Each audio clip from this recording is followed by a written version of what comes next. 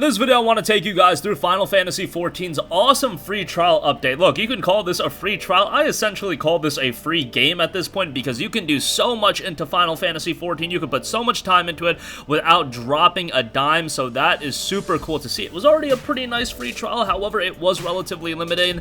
Now it's being expanded a great deal. We'll talk that in just a little bit. Also, this coincides with Final Fantasy XIV patch 5.3, not out yet, but it will be outing very soon, called Reflections in Crystal. It looks pretty damn awesome. Just a little bit till we get to that. And Spike Chunsoft to take over Danganronpa series publishing in the West. A lot of uncertainty was regarding Danganronpa surrounding its pulling on the PlayStation Store. Now we have some clarity on that. Alright, first up, Final Fantasy XIV free trial getting a free upgrade. So initially the level cap was at 35, and 35 wasn't like an egregious level cap. I mean, it's a free trial at the end of the day. I think 35 actually beats out like what World of Warcraft does. Nevertheless, 35 is not going to get you to the really good stuff. Well, the Final Fantasy XIV Twitter account put out this today.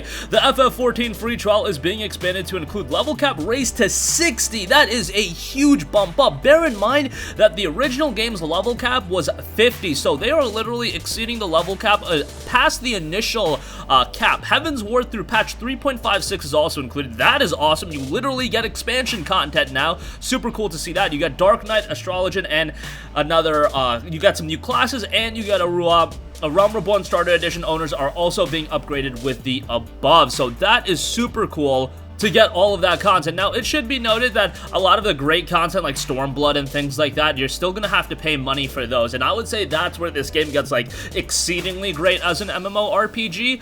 Final Fantasy XIV is one that I dropped off of like relatively recently, so just bear that in mind. But they have been consistently keeping it updated, and Final Fantasy XIV, when I played it, I really enjoyed it, and I was enjoying it pre all of the expansions. I literally bought it on the PlayStation 3 the day it came out, like way back in like August of 2013, I think. And yeah, it was kind of butchered on the PS3. It was not a great experience, but the PS4 version works quite well. And yeah, if you're not a big fan of MMORPGs, I would still give this one a look. Look, it's a free trial. You don't have anything to really invest outside of your time. Right now, if you're under lockdown rules, maybe you want a game that you can invest a lot of time into, and if nothing else, FF14 is absolutely going to offer you that. Alright, so for those of you that were already invested into Final Fantasy XIV or you played it quite a bit, here's a new update, patch 5.3 of Reflections in Crystal to launch August 11th. Final Fantasy XIV Shadowbringers recently celebrated its 1-year anniversary since launching last summer, and Naoki Yoshida teams continue to revitalize the MMORPG campaign with both brand new content and tweaks to the existing story content. The upcoming 5.3 patch Shadowbringers will receive part of its long-awaited overhaul to the Realm Reborn campaign, but there's still a lot more to come in the major patch dated for August 11th. The upcoming 5.3 update for FF14 Shadowbringers won't just be for dungeon and raid content. As noted on WCCF Tech, there are a large number of quality of life changes that will help affect players, whether they're crafters, gatherers, or glamour addicts. While not all of these changes will be part of the Day 1 5.3 update, there's a lot of new content to check out in this upcoming patch. They also have a teaser trailer out that looks pretty great. FF14 is one of the best MMORPG experiences on the market. That's coming from someone that has, not been the biggest fan of MMORPGs going back. Like, I played a little bit of World of Warcraft, I played a little bit of a lot of the MMOs, but I didn't ever get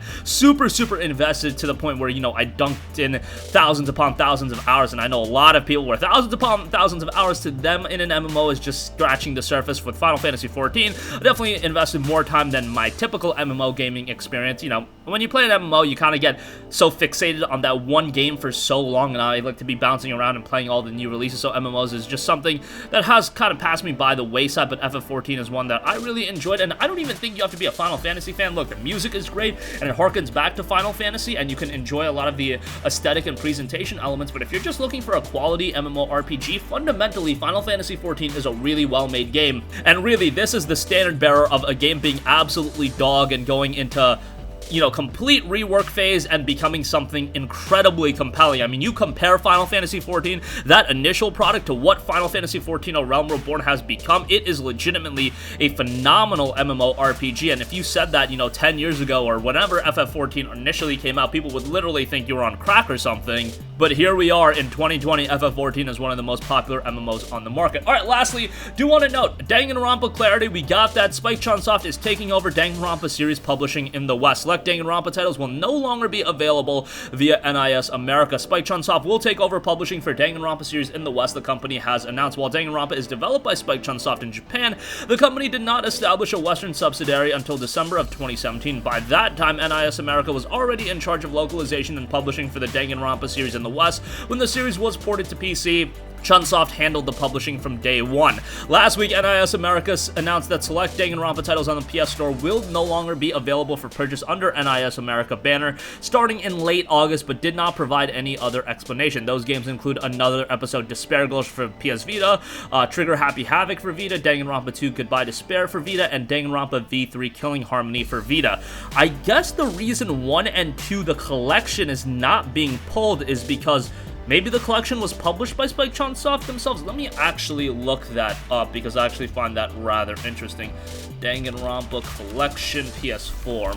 Okay, let's see what we got here. Danganronpa 1 and 2 Reload. No, it was NIS America, so I don't understand why 1 and 2 Reload are staying up there, but the other games aren't. Whatever, maybe it's just how they worked out the agreement. I am not completely sure. Nevertheless, Danganronpa will be coming back at some point under the Spike Chunsoft umbrella, so that's pretty cool to see. The games are still going to be readily available online to purchase. I'm sure they've got a decent stock, but for a little bit, they might be MIA. But that's going to conclude this video. Again, if you haven't tried FF14, now might be a great time to try because the free trial has gotten a significant upgrade, and getting to level 60 is actually going to allow you to access a lot of the great content in the game. 35 is pretty limiting, and if you've ever played an MMORPG, you know 35 in the context of an MMO really doesn't get you that far. Final Fantasy XIV is also getting a big patch, 5.3, August 11th, and Spike Chunsoft is taking over Danganronpa publishing over here in the West. That's going to conclude this video. Sound off with all of your thoughts in the comment section down below. Thank you for watching, and goodbye.